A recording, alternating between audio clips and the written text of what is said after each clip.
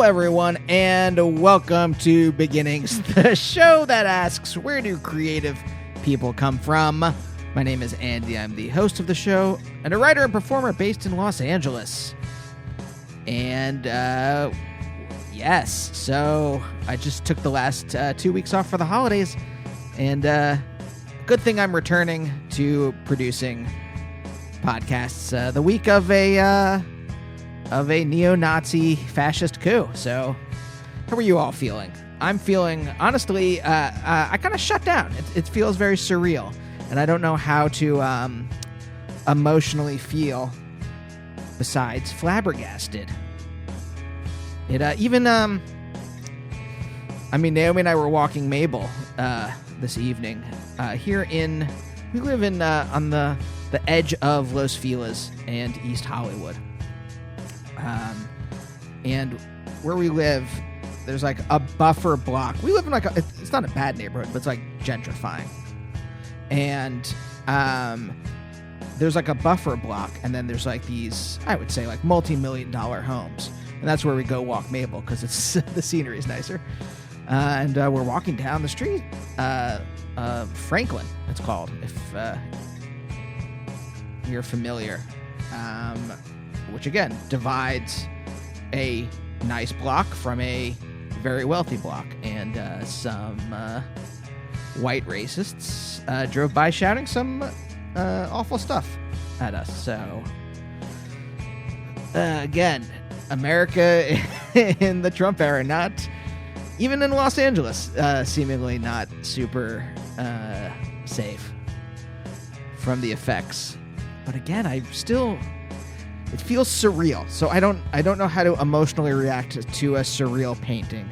I don't know how to emotionally react to a surreal existential state. But I'll tell you what is some of the few saving graces of this time have been the podcasts I listen to, and the films and TV I watch, and the music I listen to. And so I am overjoyed today to talk to Mary Timony. If you don't know who Mary is, I'll just quickly read her bio, though you should know who she is. Originally from Washington, D.C., musician Mary Timony began playing in bands in the early 90s, first with Autoclave, and after they broke up, with Helium. Between 1992 and 1997, they released 2 full-length albums, 3 EPs, and several singles on Matador Records. After Helium split up, she released a number of solo albums and albums with 2 bands, Wild Flag and X-Hex, both of which were released on Merge. On January 15th, so that's just next week, folks, Matador will be re-releasing her first solo album, Mountains. It's great. It was great 20 years ago. It's great today. And I'm just like, I've been a fan of Mary's music since I was in high school. Pretty much everything she does is just resonates with whatever existential frequency I am vibrating on, and so and it's a great talk. We talk mostly about being a weird kid. Both of us were weird kids, and how that's affected us and the things we make, and our emotional journeys into adulthood. She's very open. It was just absolutely lovely to talk to her. So I hope you enjoy this episode, and I hope it gives you some bit of relief from the monstrosity unfolding outside. I don't know. Before I started recording this, I saw Ilhan Omar has enough signatories to her resolution to impeach the president. So I hope, I was saying to Naomi earlier that it really goes back to, like, I think the 2000 election, and Gore just kind of just being like, whatever. I gave it a good shot, and just kind of rolling over. And there being, since that time, very little to almost no accountability for politicians, for the very wealthy, and this is the result of that. And if we do not hold these people responsible for their fucked up behavior, it is going to get worse. So I hope this next hour listening to Mary and my conversation gives you a break from the doom scrolling. By the way, if this is your first time listening to Beginnings, thank you so much for checking out the show. If you want to check out other episodes, I've been doing this show for almost 11 years, coming up on the 11th anniversary towards the end of the month. And I've talked to hundreds of musicians and TV writers and actors and comedians and artists. So if you want to check out those episodes, they're all there on Spotify. They're all there if you want to download the MP3s at beginnings.libsyn.com. You can subscribe to the show on Apple Podcasts, on Spotify, on Stitcher, on Amazon, Google, all the big tech companies that own podcast apps or companies or whatever they own now. If you want to find me on social media, I'm at Andy Beckerman on both Instagram and Twitter. Instagram, if you like pictures of dogs and cats and Naomi. Twitter, if you like stupid jokes. And coming up in the next couple of weeks, great episodes. Ian Mackay of Fugazi and Minor Threat and many other things next week. And Tobin Sprout's coming up. Francis Quinlan from Hop Along. That was great. So stay tuned. But for now, let's talk to Mary.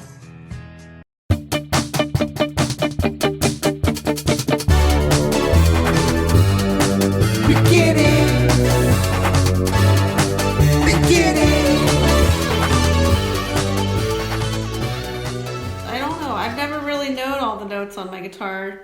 Don't tell any of my guitar students that, but I know pretty much the notes on the E string and mostly the A string. Other than that, like maybe the notes in the first position, and then I have no idea, but I don't really want to know because I don't know. Not, for rock music it doesn't matter. Do you think it takes, like, knowing that stuff takes some of the I don't know what word I'm looking for. I was going to say mystery. I'll just go with the word that popped into my head. Take some of the mystery out of the craft or the art of it. I used to really feel like that. But actually I think the thing that I found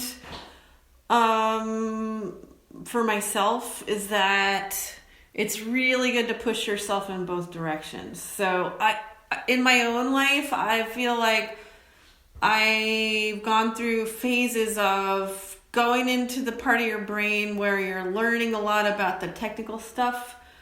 And that's super helpful for a lot of things. Like A, it's helpful to learn how to play music, but B, it's actually just a helpful thing to do for your brain, for me. Like studying anything is like good for your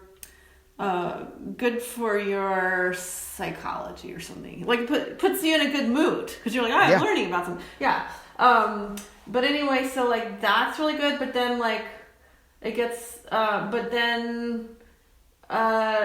know. Like once you start thinking about music too much that way, just like it's hard to think of like be creative. So then most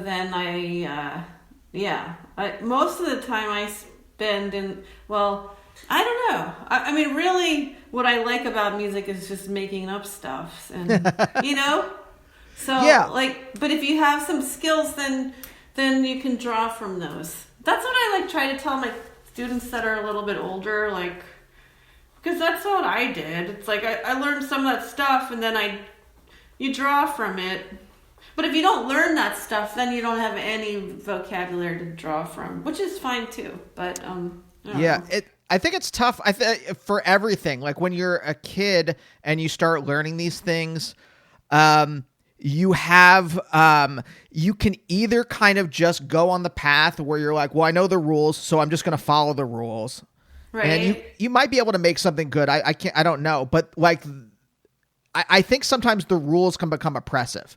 And if you don't have the kind of personality that can defy authority, like to me, all rules when I was a kid were manifestations of authority, no matter what they were, whether they were creative rules or if you play a G, you have to play a D after that or whatever, right? Whether they're like creative rules or whether they were like rules that my parents said, like you have to do this or you have to act like this. How did it make you feel? Yeah. Yeah. Like, I felt, oh, sorry, go on. No, I'm just saying how what happened in your brain when someone told you a rule? Well, two things. One was like, I was scared to break that rule. And then I resented that person, or I resented that rule for imposing itself on me. Okay. Yeah. Yeah, like, you don't know what you're talking about. I know. Or I want to try it my way first, or something. I'm trying to remember, of course, like, I think that's, like, part of growing up, but I'm trying to get back in that brain for a second. Yeah, I know. Well, that's good. That's why you're doing your own thing now. I mean, was that like, right? When I saw, this was on Wikipedia, so I'll take it with a grain of salt, but okay. I think one of your teachers mentioned that you were already a guitar prodigy by the time you had joined the jazz band. No, that's Mr. Newman. He's a very nice. That was very nice of him. I would not back that up. I mean, there is something, sometimes when I talk to people on this show who like, if I hear your music, I know it's your music. Like, you have a certain style that is yours. Thanks. That's nice. Yeah. And I have to, is that something that you developed? I talked to Mac McCon, I don't know, like 6 months ago, I guess now. Uh-huh. All time has become meaningless in quarantine. Yeah. So I think it was 6 months ago. But he sent me a recording of his high school band. And I was like, oh, yeah, that's his guitar style. Yeah, that's cool. Aw. And cool. I'm kind of curious, like, your own style, is this were you playing, like, how did you start playing music in your way as opposed to, like, the way rules tell you you're supposed to play? I don't know. I don't know what I'm doing. I don't know. I mean, who knows where that stuff comes from? All I know is, like, let me see. Okay, so all I know is that I always liked making stuff up since I was, like, a little kid, because it made me, it was a healing thing. It was like fun or healing or like exciting, so that's where it all came from. It's just like, I don't know. I mean, I think I always I like to go in my own little world a lot as a kid, and because it was an escape from whatever crappy thing that was going on, and it really helped me a lot. So that's what I just kept doing. Yeah. Whether it was like drawing or like, I was remembering, just because this podcast is called Beginnings, I did like think a little bit about what we were going to be talking about, and I was like trying to remember the first time I ever realized that I really like being creative. Was in third grade when I had this like project with my friend Elena Boley, and we spent it was like third grade. We spent the whole year. We had this really cool art class, actually, our art teacher that let us kind of do our own thing, and art. We only art once a week, but we spent the whole year creating this whole, like, all these miniature items for these two stuffed animals in her that lived, and like put it in these cabinets in her bedroom. And it was just like, it was an ongoing project. We had like a checklist of like stuff. It was like, okay, so what did you make last week? Like, I made a bed and sunglasses. Like, this week I think I'll make miniature pizzas and like, what else? Like, anything. I don't know, clothes. We just like, that was like our, but I felt so empowered by that. Like, it was so empowering to me. I feel like it was like really a really important pivotal moment in my life. Building all that little stuff, because it was like, I felt like it was exciting, and I felt empowered by it. When you say empowered, do you mean just empowered like, well, I'm a kid and this is the first chance that I get to exert control over something else? Or was it like trying to gain some kind of other power back in your life? I don't think, well, okay, first of all, I definitely, okay, yeah. Part of it was that. I think I felt,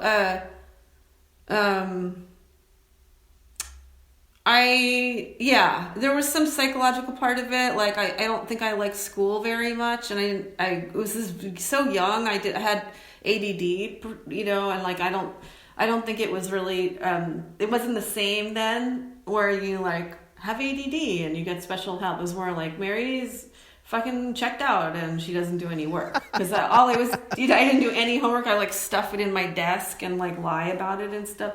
So 3rd grade was the first time when I had a teacher who understood me and let me spell any way I wanted to spell, because that's what they do with all, now. But anyway, but Mrs. Meza, she was like awesome, and I was just really encouraged to be creative, and so by her, and so that's where I just found I was better at that stuff. I wasn't good at spelling or math. So that's what I mean by empowered. I finally found something I like to do. Oh, yeah. It was only 3rd grade, but I do actually have this random memory. I was telling my mom this the other day. In 3rd grade, my mom also really encouraged me to like do art and music, because she knew I was better at that stuff. I remember she wanted me to do dance class in 3rd grade, because I tried piano and I didn't like it. So she let me quit piano, but she was like, I'm only letting you quit piano if you go to these dance classes. And then I told her I didn't like the dance classes, and then she said, you know what, Mary? Everyone has something they're good at except for you. I told her that last week, and she was like, oh my God, I can't believe I said that to you. But anyway, I don't think she meant it that way, but I was like, oh shit, I better fucking get something I'm better at than this. Yeah. So that really spurred me on. Oh man, but that's one of those things. She didn't mean it that way. She was probably just like an all. offhanded kind of like, she was just like joking or just exasperated in the moment. She was like exasperated because I kept wanting to quit everything. Yeah. And I know she didn't mean it that way at all. But yeah, but I was that like, stuck in your head. Yeah, I was like, oh geez, I gotta get my shit together here. Anyway. Yeah, it's crazy. ADD or ADHD or whatever, that didn't really start getting diagnosed until the 90s. Like, I thought in retrospect, I'm like, do I have ADD? Or, I find it tough to concentrate sometimes. I'm always like flitting around from task to task. But like, I was born, like I grew up before people were like really diagnosing that.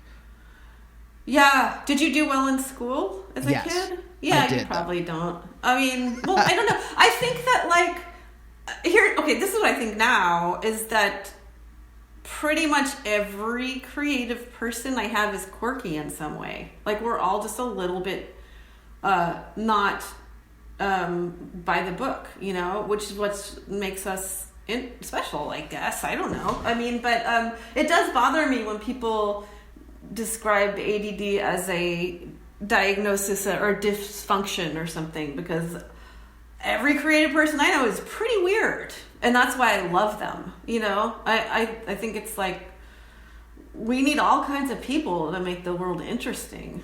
My God, it would be so boring if we were all just like,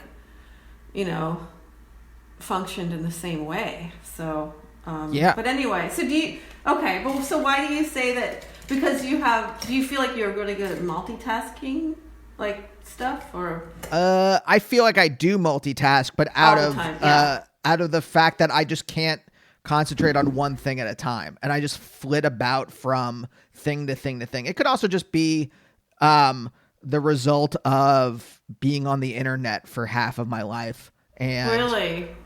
Yeah, I wonder, because like tabs, I have like 34 tabs open at any time. But can you keep track of all of them, or? No, I just go to and then I forget about one, and then I go check on another thing. Or like, I realized that like I have trouble cleaning the house now in quarantine. I found it really difficult because my wife's here we're both here all the time, and I realized that like when I clean the house, I do like 1/3 of one task, and then I go to another thing, and then I go back to the first thing, and then I go to a third thing, and then there's just constant like movement between things, and because my brain has difficulty doing one thing until it's done. Yeah. Yeah, isn't that interesting? But do you find it's okay, so here's the question though, do you find it's a problem? Because maybe you're just good at getting a lot of stuff done. You know what I mean? I think about energy a lot, especially on this show, because to me, like especially when, for all of us who have to create in the middle of also living our lives, you have to figure out how you're going to proportion out the energy that your body naturally makes, or that you augment with caffeine or whatever else, right? And I find a lot of times that my energy ends up going to the daily tasks of life, and then I have to use whatever's left to create. And so you're saying that you're okay. Well, you're saying if you streamlined some things, you'd have more time to be creative. Is that what you mean? I think so. I think a lot of energy is going from like doing 30 different tasks at once, as opposed to do the dishes and then you can write a script. It's so hard though. I mean, especially when you're self-employed and you're at home all the time. It's really hard to be effective in what you're working on. I'm finding that so much in this time period. Like, same. It's just, I mean, you gotta like, I don't know. It's just hard. It's hard. I'm like, well, I could get a bunch of stuff done today, or I could just like, I don't know, I could do this one yoga stretch for like 1 hour and then do my... Yeah.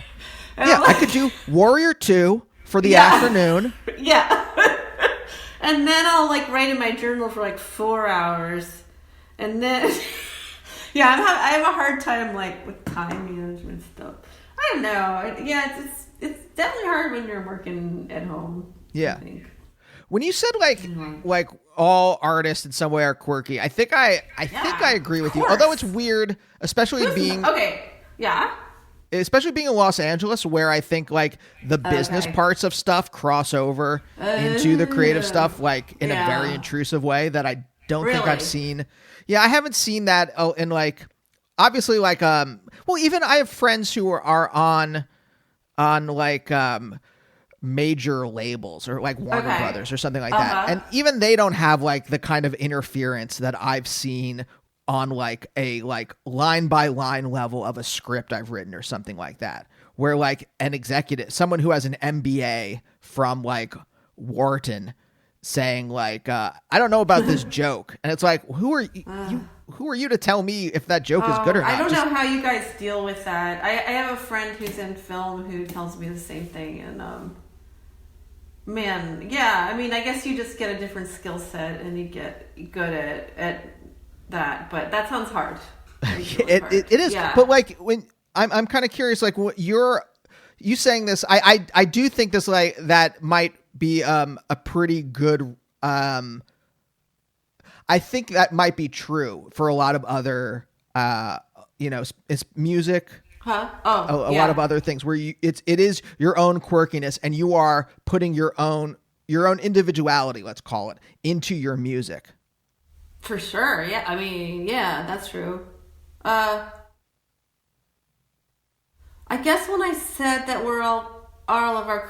Okay, first of all, I live in D.C., so I'm in a really different environment than you. Because where I live, there are not a lot of people who are doing art or music or anything else creative for their main career. I mean, we're all kind of unicorns here a little bit. Because this is D.C., and it's like... It's just a different scene than LA.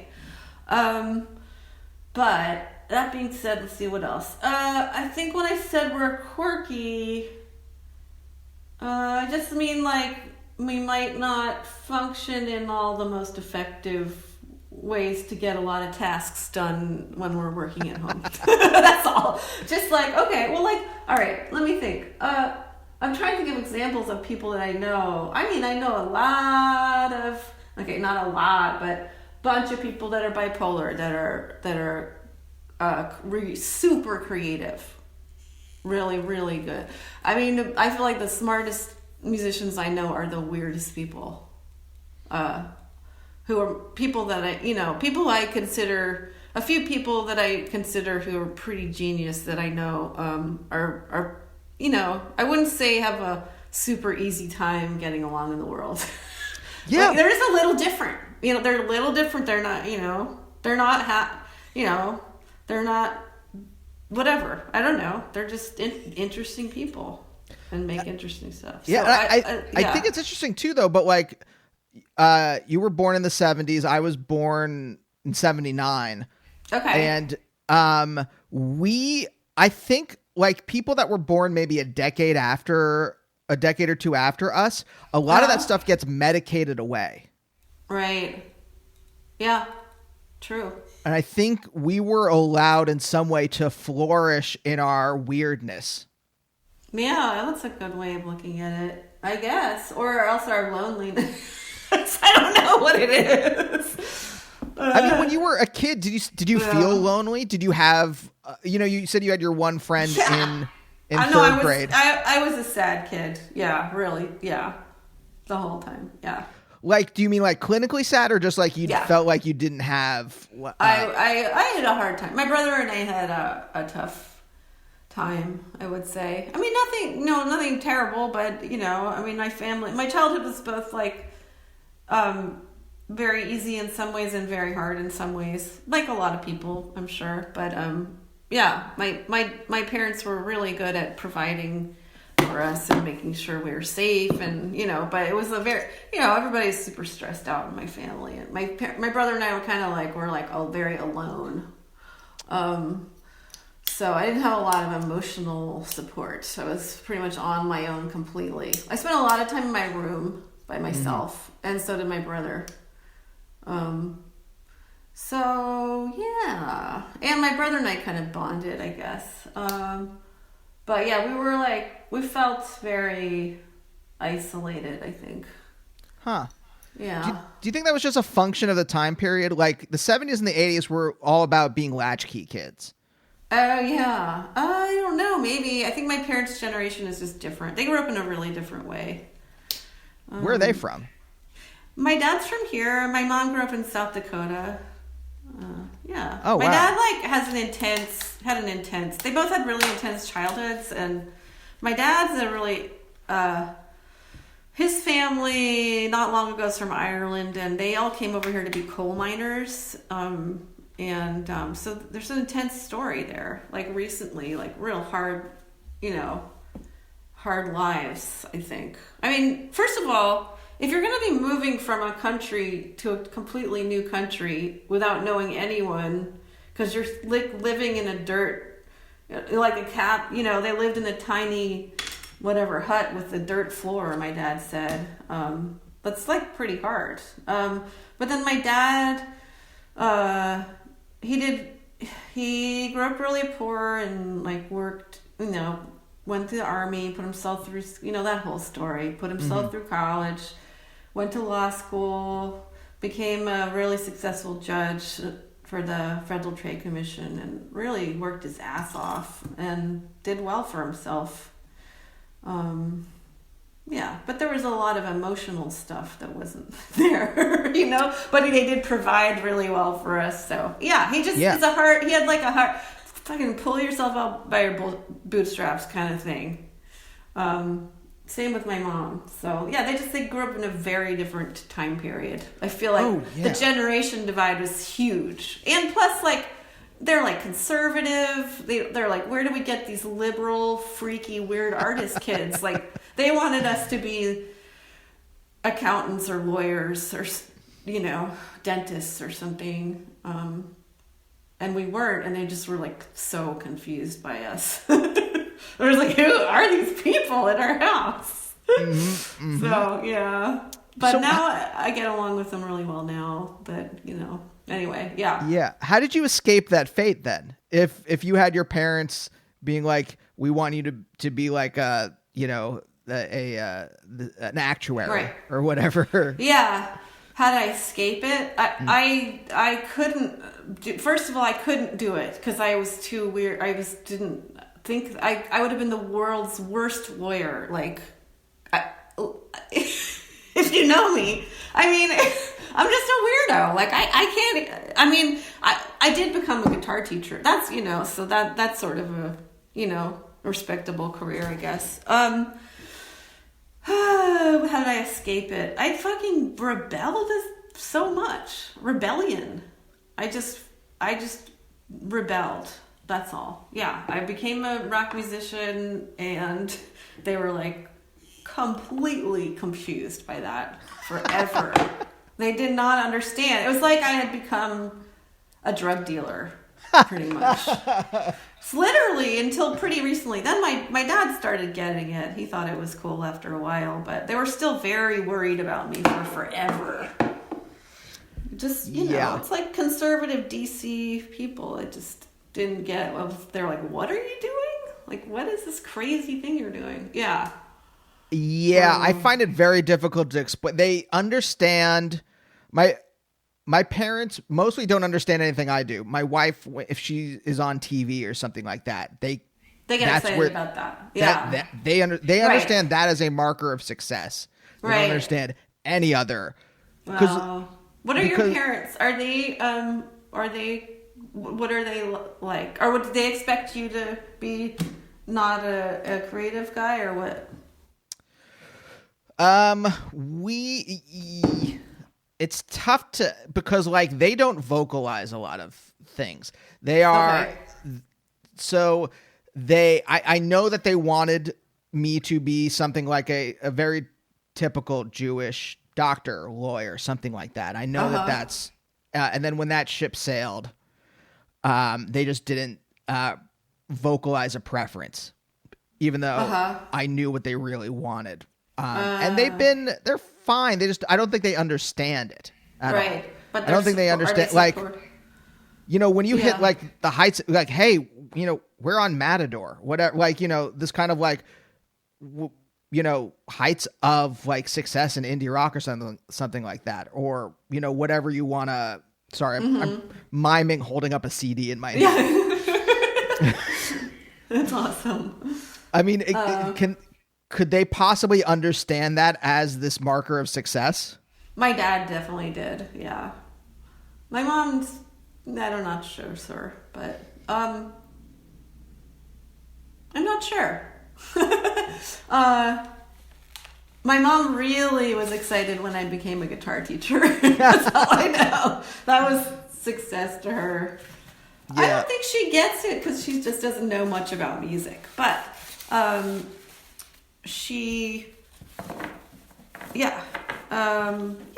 mean, it's all good now, but it was hard in my 20s for sure. Anyway, yeah. I can imagine just because, like, I'm thinking about your parents and I'm just like, oh, well, they like changed.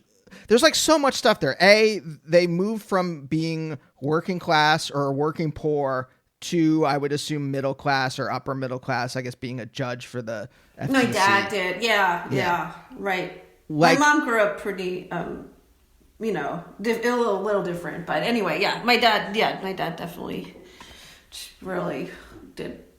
Yeah, exactly. That's a huge change. There's also this change that they live through, and that you're kind of born into this huge paradigm change in culture, right? Culture just completely changes through the 60s. By the time you're growing up, it's shifted, and I assume that your parents don't understand how. They were so confused by the 60s because they were just on the other side of that. Like they're really the 50s generation. What is that? The greatest generation? I forget the name of it, but so they were just like, what's this shit going on? These hippies, like there's riots in DC, like what is this stuff? Yeah, they're definitely from that generation. Yeah. So, because I'm just trying to put myself in your place, and I'm like, oh, of course, I would feel, if I was in your place, I would feel alienated in my own home. Me? Oh. Yeah. Yeah. I don't know. Yeah. It's all a mixed bag, you know. So it's like you're saying, there's things you pick up and things they're telling you. Yeah. Right. Because I still feel like a weird person today, but I definitely felt like a weird person as a kid. Did you? Yeah, and I don't think I could actually articulate why I felt weird. Do you mean you felt weird in your family or just as in school? Everywhere. I mean, everywhere, yeah. Yeah, like I definitely, like there was something where, you know, especially talking to people on the show, I look for like, what are these little things that like push you to the side? You know, where you are quote unquote quirky or weird or whatever that allow you, because I think to make something good, you have to you have to be apart from culture in some way. You have to feel alienated from culture in some way. I think. I don't know if that's a hard and fast rule. I don't know if I would say that's an interesting way to see it. I hadn't. So you're saying feeling alienated makes you create stuff. Or want to say your part. It's just one of the kind of things that are needed to, because otherwise, if you weren't feeling alienated, you would just I don't know, nothing wrong with this, but grow up to become an actuary or a lawyer, like whatever. Well, here's the thing, though. Okay, so here's the thing that I've thought about it lately is that the internet makes us. Obviously, it's made us more divided, but it also, I feel like the generation that I've noticed, like kids that I know that are younger than whatever, you know, they grew up with the internet, are the least insecure people ever. Because any question they ever have, like, how do you kiss a girl? They can look up. Or like, is it normal for me to whatever, have, I don't know, whatever question, everything you feel, anything you feel insecure about, I just feel like it's creating these people that are just super, I don't know. They're just different. They're not as insecure. And they're not as alienated. Yeah. You know? So what does that mean what is that? I don't know. We'll find out. What kind of art do they make? Yeah. Well, I'm kind of curious too, because, I do think that this, the generation that's growing up that are TikTok stars or that want fame for the sake of fame. Mm-hmm. And maybe these aren't even the people that you and I are talking about. I guess I don't know. Yeah, because I'm those people are mutants. There's something wrong with those people. I guess I'm talking about the people that are. I'm trying to think about in the 70s and 80s, who those people would have been. Yeah. And I don't know if there was. I don't know. It's just human nature to want attention. So yeah.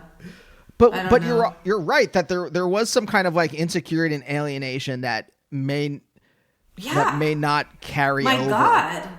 Mike, we were so full of everyone was so full of shame before the internet. Oh, totally, 100%. Shame, everyone so insecure and so full of shame, and you felt so alone. And maybe that's still going on. I don't know. I just noticed it in kids that I teach, and I've heard friends talk about their kids saying how well adjusted they are. I don't know. I'm sure there's all kinds of weird crap that I don't know about, that's hard about being so connected, bullying on the internet and stuff, but I don't know. But wait, well, how do you, I guess is the thing, how do you overcome that to play music? How do you overcome that? Not just to play music, but I'm going to play this live. I'm A, going to be in front of an audience. I'm B, going to record music and release it.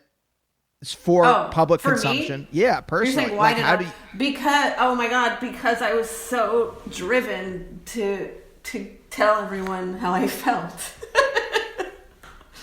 Because I was so ignored as a kid. So I was like, here I am. I'm getting up on stage, and I don't know if it's good or not, but it's something to do. Oh, interesting. So it's the desire to be noticed was so powerful it overcame the insecurity. I think that's a common thing with people that are doing this kind of thing.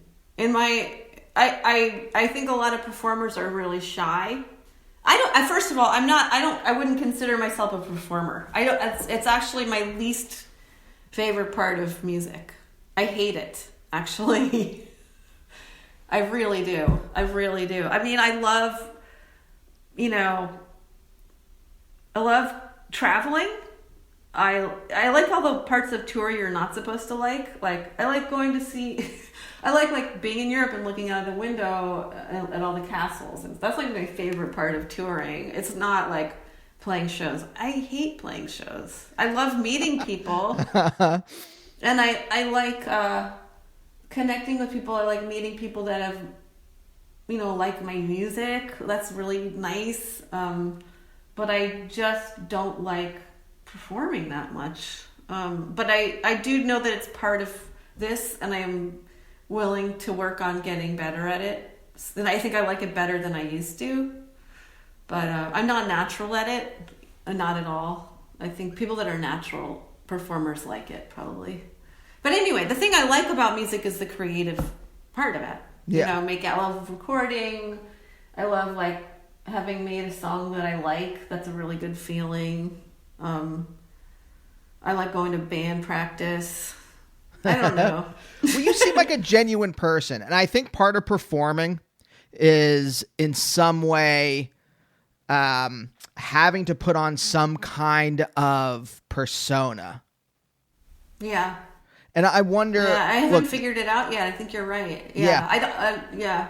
This is armchair psychology, so take it with a grain of salt. But I think you're right. Yeah. I wonder if there is some kind of like, if you spend so much time being like, look at me, look who, here I am.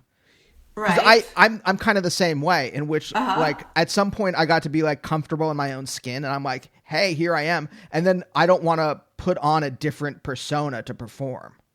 Right. Yes, I think you're totally right. And I think I just in the past little while, I started figuring that out. That people that are good at performing are acting. Yeah, and once you do it that way, then it's actually kind of fun, I think. Yeah. With XX, I started figuring that out, my last band, XX. But, yeah, it's really painful when you get up there and you're yourself. Uh-huh. It sucks. I don't ever want to do that again. Yeah, because if you have a persona, and something gets screwed up, you can somehow offload some of the shame and guilt onto the persona. Right. And that it lessens. It's like a protective barrier. The persona is a protective barrier between the world and your emotions. Right. And otherwise, it's you're weird. a raw nerve. Yeah. Okay, so as a comedy person, I'm sure that makes a lot of sense for you to think of it that way. I really wish I had taken like classes in like how to perform. I never did, but I think I would have like learned how to do that a little bit better. I don't know. It's weird. I think I kind of knew it when I was like a young person in my 20s. I had this whole like angry thing in my music, and when I performed, like I could get into that. But then I lost it, and I was like, I don't know what happened. I lost that for about 15 years or something, and then I was just like myself, and like I don't want to perform because I don't want to put myself up there. That's what it is. I was like, I got on stage, and like that got rid of, that. And then suddenly it's like, I actually don't like getting attention at all. This fucking sucks. It hurts. It hurts to put yourself out there. Yeah, it hurts. Oh, totally. So that's what happened is like, I realized that, oh my God, people can criticize you. Fuck this shit. I want to stay home. Was and then they criticize. Yeah. Was the anger that persona? Like, was the anger something that you could use as a... For sure. Yeah. Like, I feel like the first Helium record, first Helium EP, first Helium record, I was like, kind of part of the, the like early 90s punk thing and the Riot Girl thing, and really like I was angry about stuff. And like, if I felt comfortable being on the stage in that way, and, as soon as my anger started, I expressed it enough. I didn't have much else to think about on stage, and I just was myself, and that's no fun. Yeah, anger burns itself out at some. Well, it doesn't have to, Yeah. but I think if it doesn't Right. burn itself out, then things can go existentially awry. if you're Yeah. if you're You know like what it was like, I think, yeah, I kind of like made this music, and it was kind of like, a lot of it was like very feminist. This is early 90s. And then I you know, I had, you know, I feel like my take on it was sort of misunderstood, and like my feminist rage was sort of misunderstood, and not probably by anybody who's listening to the music, but maybe by, I had some like really bad reviews and stuff, and then I just remember like male music writers didn't really get it. And, yeah. So that made me embarrassed, and then I was like, all right, well, maybe it's just I'm not communicating what I need to say well enough, and then I just like I don't really like, you know, I don't know, maybe I'm just not going to talk about those issues anymore. So then I went into sort of this like different zone. I've had a lot of phases, you know. Then I went into this different zone. I was like gotten into really like escapism stuff with like thinking about like creating like landscapes in my brain where I could kind of escape, and that was kind of fun. I don't know, but then my performance, I don't know, then I was just myself on stage, and that was kind of boring. Your journey, it's really interesting. Your journey, I've talked to a number of women on the show who, because of the kind of like misogynistic structures, I was going to say in music, but in society in general. Yeah. Like where like you're saying something real or honest or genuine, and then it gets misinterpreted by these kind of like male reviewers or critics or whatever. Yeah. Well, especially at that time, it was, people are a little bit more woke now or whatever. I don't know. A little. Yeah, a lot. Yeah. It's still the number of people who seem to miss it, who we don't have to go to it, but yes, it's just whatever. slightly. It's different. I mean, yeah. Plus, like I grew up in DC, the punk scene, and like that. I was in a way like, just very different, because it was like people are just like making music and making noise, and like it was very protected little community. Like nobody was like reviewing the shows and like talking about them and like, criticizing them, And then I was like, dude. Well, anyway. So I just thought like, it's cool. I'm just like gonna, say all this stuff, and then people misunderstood it, and I was really confused about that. So Anyway, yeah, no, because there's also this other thing that I've seen. I used to review music, and the way that I wrote for Dusted, which I was like this very kind of like left of center periodical. I don't know what you would call it. Online blog. And our job was not to like write criticism of things, but rather to try to understand it and put it in some kind of context. But I think a lot of critics come at it be like, what would I do? What's this? What don't I like about this? All right, well, what would I do? And then they just and it's like, well, I don't know. It's the same thing as like having an executive. Exactly. Critique a joke. It's like I don't care what you critic would do. Let's see your jokes. Let's see your joke. I mean, there are some critics who I really respect because they only write about stuff they like. Like, why would you want to pan somebody's art? Like, what do you get from that? I've never understood that. So unless it's like, unless it's something really bad. No. Right. No, unless it's like, I don't know. I just don't understand what the point of that is. If it's ethically bad, I find that's like what I'm saying. Yeah. Right. I find that stuff worthwhile to kind of dig into and try to figure out why is this like immoral in some way. This thing. Yeah, for sure. That's interesting, but It's weird. I mean, I have been thinking about this stuff a little bit recently because, like, the record that I'm reissuing in January is called Mountains, and that was super panned when it came out, actually. Really? Yeah. I got, like, a pretty bad, like a shaming review on Pitchfork. And at the time, this is actually, in a way, like, it was sort of empowering because I was like, I remember I didn't even see it, and then someone was like, "Did you see that review on Pitchfork? Do you care that, like, you know, they're making fun of it or whatever?" And, like, I remember at the time I was like, "Well, this is my chance to really grow a thick skin." And, like, then after that stopped caring what people said.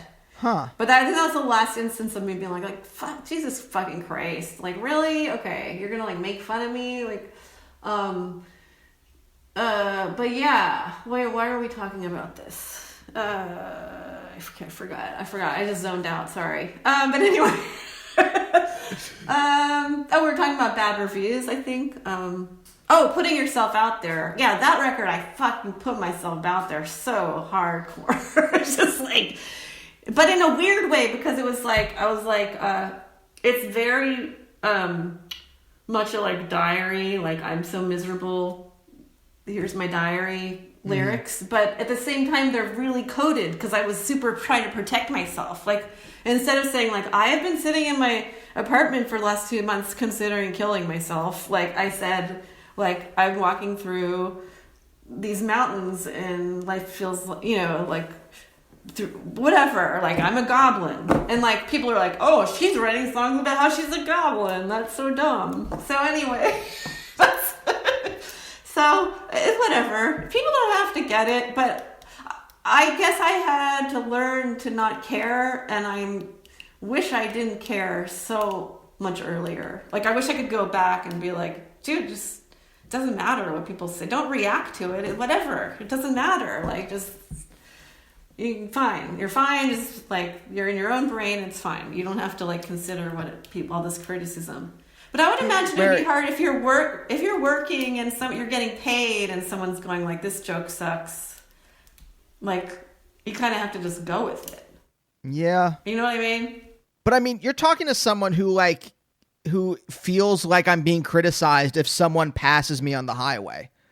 Like if someone's behind me and they speed up. That's the other thing. I was just talking to my really good friend Joan. Do you know Joan is policewoman? She's a genius. Yes. She's like yes. She's a genius. She's one of my oldest friends. We met at freshman year of college. She's one of the most inspiring people ever. I love her so much. But we were talking about this recently because she's like massive in Europe. People don't really know her here, but we were just talking about, like, and she was just saying, like, yeah, it's like we're all of us creative people are the most sensitive people. Like, and we have to deal with all this people, like, evaluating us all the time, and we happen to be the most sensitive. So it's like a weird combo that we've set ourselves up for, you know? It's a really strange dynamic. I mean, that partly why I'm so interested in talking about that stuff on this show is because it is such a strange dynamic. And I still haven't figured it out in myself why really? Why do you want to keep opening yourself up to criticism? It hurts every single time. Yeah. I don't know. What are your thoughts on it? Like, well, you obviously have a lot to say though, right? Yes. And that's why you're doing it, right? Yeah. Again, I just think about, like, energy, like the energy to express something and to connect. I wonder if this is the same thing for you. I think it's also from growing up feeling alienated, trying to connect to something larger. I don't have any kind of, like, I'm not religious really. I mean, I'm Jewish, but, like, you know, religious-ish. Okay. So I don't have faith though. I don't have a connection to anything divine. And so I think there is something in me that is trying to connect to something larger. That's cool. And I think that desire overpowers everything else. And I don't know. I'm curious. Totally is that know what you mean? Actually, I had never thought of that. But yes, because, let's say you get an idea you're excited about. It does connect you to something larger, right? It's like a universal idea that you feel like everybody might relate to, or that really expresses something real for you, right? Yeah. That's wonderful. And you know what? That's such a gift to the world. For me, it is. Like, if I hear something, like, just think of, like, okay, here's something that I have really learned from this pandemic. Like, art and creative stuff is so important. Can you imagine, like, what it would be like if we didn't have this stuff? Mm-hmm. Life would be so boring. It's the most meaningful thing to people, and to me, like, the music that I love, or like the comedy that I love, which has been keeping me going during this pandemic, or, you know, whatever, movies. It's so important. Yeah, like, it's like a reason to live, you know? Yeah. I never want to get a swelled head about it, but like my wife and I have both gotten a number of notes or emails or, you know, DMs or whatever saying how like we've helped them through the pandemic. And yeah, I believe it. Yes. I mean, comedy is definitely helping me through the pandemic. So it's true. You're helping people, and that's amazing. So, but you're saying when you get a really good idea, then, so when do you know so you're saying it's like you're connecting to something larger than yourself.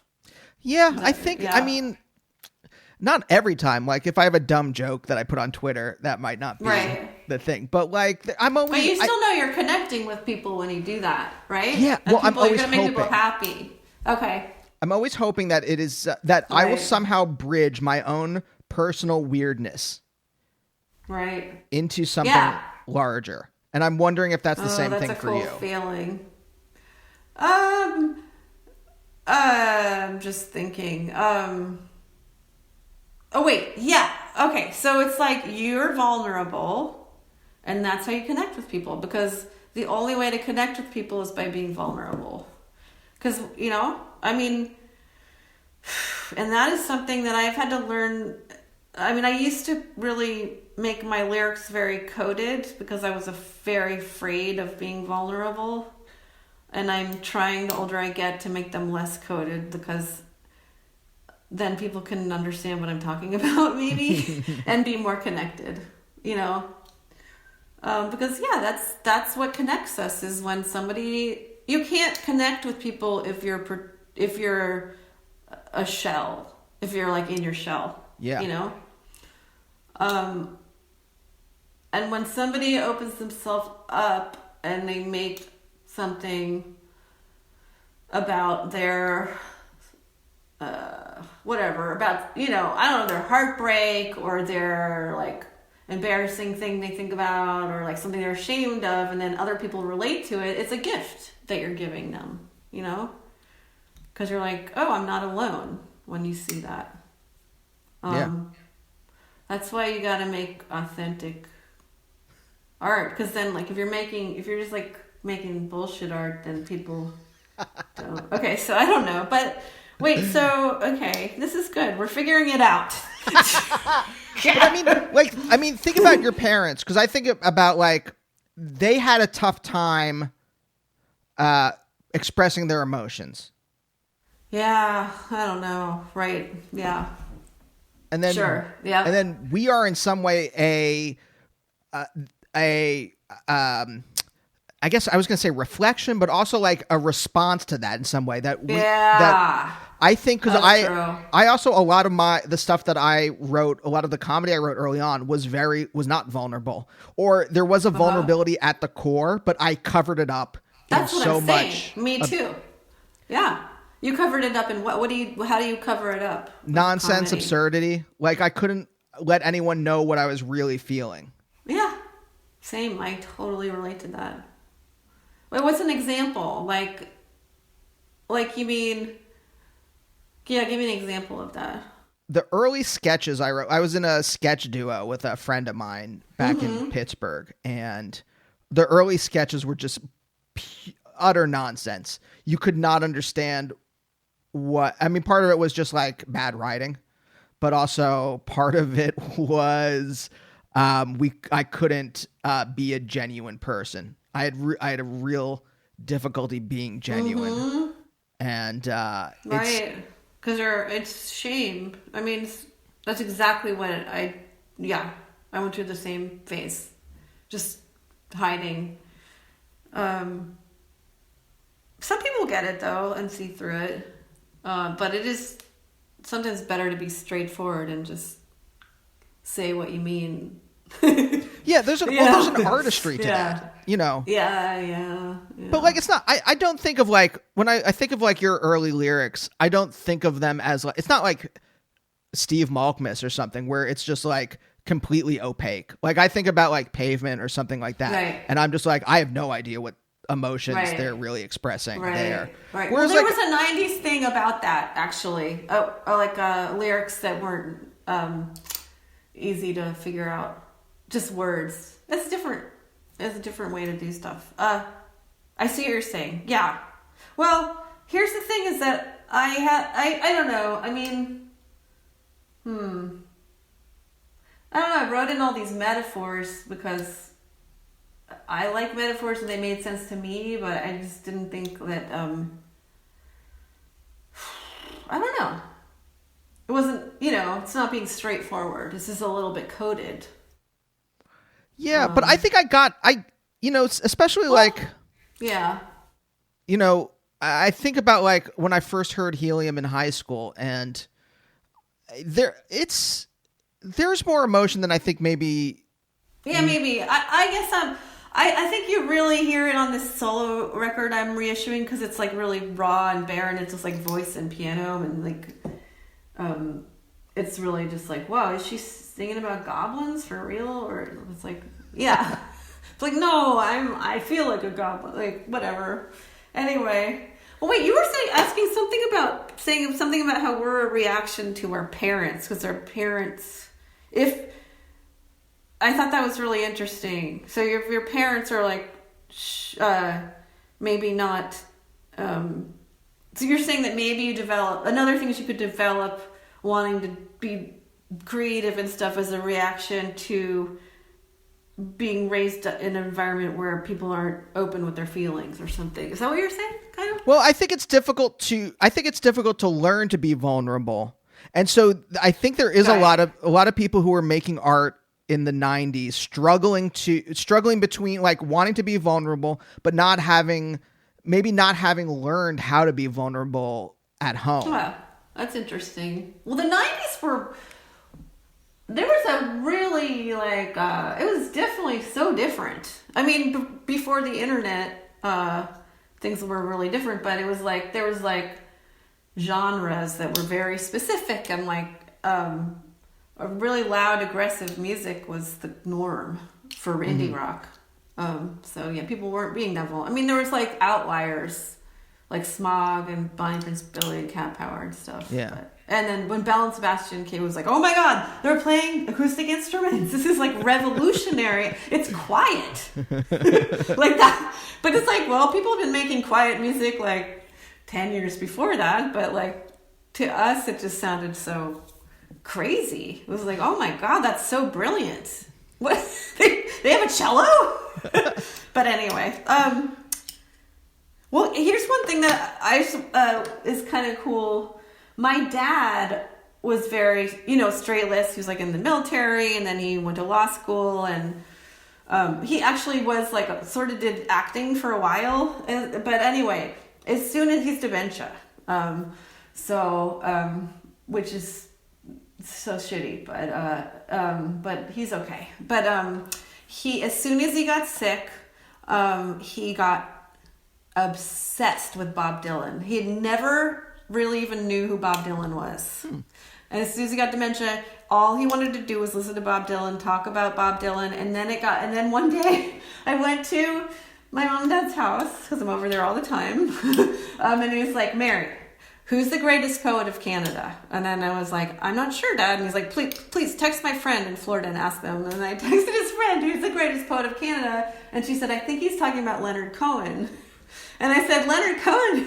And he's like, yeah, Leonard Cohen. So then I got him some Leonard Cohen records, and then like literally the only thing that he could talk about was Leonard Cohen for like a year. So it was just like really interesting. It was like a part of his psychology that had been I don't know. I mean, I think this happens with dementia too, but he got so in love with music for about a year, and it was awesome. Like, all we did is sing together and dance, and he liked this one record by Leonard Cohen from the 80s, and one song off the record he still listens to it all the time.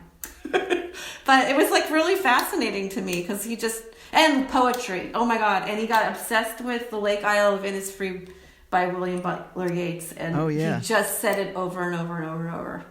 It was interesting. And and to be honest, like, really nice for me because I was finally like really bonding with him, but also tragic. And that phase unfortunately is over now with his illness. But anyway, it was just really strange how that happened. He was just like the music guy for a year. Yeah, I mean, not that obviously his illness is a good thing, but I wonder if it somehow freed him from whatever kind of like cultural constraints he felt he had to. He was just, I mean, he always liked poetry, but somehow he was just suddenly able to feel the love he had for this stuff, I think. And it was so wonderful to watch him get into it. Yeah. So that in some way, like, you, as you are creating, you are in some way, and I'm throwing this out there. Tell me if it's accurate or not. But like, as a teenager, even into your 20s, right? You are in some way trying to you're responding to the way your parents were at the same way, and I'm sure also responding to all the other creative people around you. But and that's why I'm like saying like, oh, it's a struggle for people who were born in the 70s and I think into the 80s. It's a struggle to become vulnerable because of this is interesting because if you weren't, well, okay, so I say more about that from your own life, I guess. Like, is it more like a learning that it's okay to be yourself? Is that what it is? Or yeah. I guess it's not even just like people born in the 70s. I think 70s and 80s. I think it's people who were born in the 70s and 80s who were kind of weird. Right. And there's a lot of cultural shame. Like, in my mind, I'm like, oh, I should have been like a beer commercial. I should have been like playing volleyball on the beach with blonde women in bikinis. Like, okay. And if you're not, that's what you're supposed to do if you're like an okay person or like a good or a successful, cool guy. Mm-hmm. Ugh, that sucks. Who wants to hang out with those people? They suck. Yeah, totally. But that image still is in my brain. It's just like, you're weird if you don't want this. And I'm kind of curious if that was something you were also responding to. Not like specifically. Peer pressure. I mean, that's interesting. I don't know. I bounced around to a lot of different schools, so I definitely felt like shitty about myself till a certain age, and then I actually ended up at this public arts school here in DC that like changed my life, and I no longer felt shitty about myself. But I did grow up feeling defective for sure, like not smart enough, not rich enough, not like whatever enough. Yeah, and like I do wonder if kids today don't have it as bad because they can connect with like their other friends online. I don't know, maybe not, but yeah, I for sure felt that. Yeah, it's horrible feeling. I feel really lucky that really lucky. I ended up going to this amazing high school that I think like kind of saved my life. It's called Ellington School of the Arts here in DC. It's a public magnet school, and it was just really saved my life. It really did. It showed me like there's different people in the world than you. It was all we did was music, and it was really cool. And like they're visiting artists all the time. I mean, it was mostly African American kids, and I made friends that I wouldn't have made in my other shitty schools that I went to. we had visiting art, like I remember like we did a master class with Earth, Wind and Fire. They came to visit, like we were in like a Curtis Blow video. What? Curtis Blow came to our school to do like a Say No to Drugs song called Say No to the Candyman, which I can't find. Anyway, it was fucking amazing. We were like in the audience. It was so exciting. I was like, oh my God, there's people that are so different from my family, my shitty little upper Northwest DC life, you know, like the whole world of really people doing exciting things. Like this jazz guitar player, Joe Pass, came to talk to us. Stanley Jordan. One cool thing is I was in the history class with Dave Chappelle, who I don't know, but I was in DC history class with him. He's probably the most famous person that went to that school. He was super nice. But I don't know, my whole attitude towards life shifted. I met friends that, you know, just had like super positive relationships with, and talked about art, and like got my brain open to like books I never, you know, it was just a fucking awesome experience. I'm so lucky that I went there. I am so lucky. I would have been I don't think I would have, I don't mean to be dire, but I'm not sure if I would have been a much more unhappy person, and I don't think I would have done very well in my life if I hadn't gone to that school, because I was so depressed before I went there. Oh man. So that's incredible. Yeah, I know. I thank God for that school. I just got so much out of it. And it's a public school, and it's there, and it's a great place. Yeah. Kids still go in there, and yeah.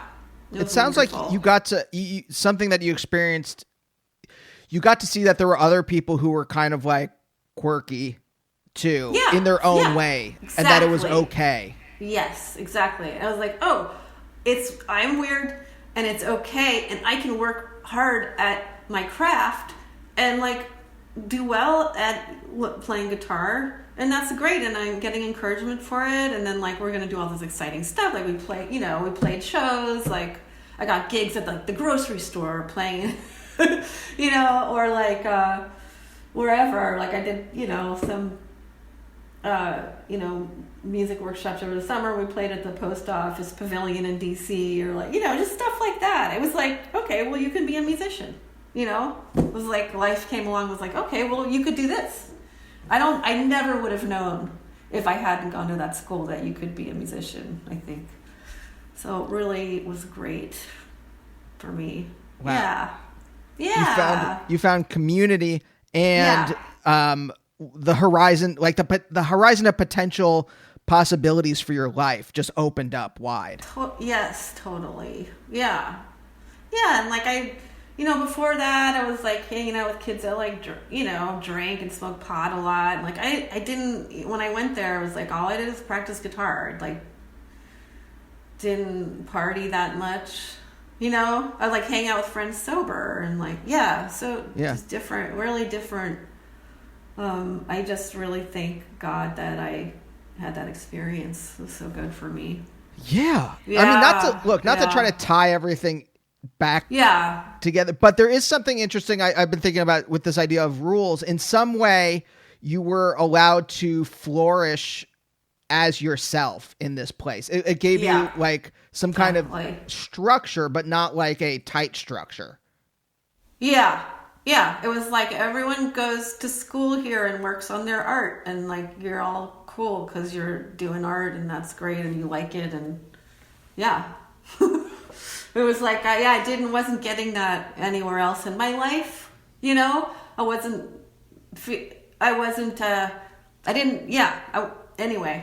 connecting in that way anywhere else in my life, so it was a really lucky thing. Yeah. Actually, that seems like a really nice place to end. Yeah. Mary, thank you so much for talking with me. Thanks. This was super fun. It was super nice to chat and get to know you a little bit. Yeah, this is just a delight. Great. I'm a big fan, so thanks for doing this. Oh, thanks. And we'll see you next time. Bye. Bye, oh, bye, oh, bye, oh, bye, oh, bye, oh, bye, oh, bye, oh, bye, oh, bye, oh, bye.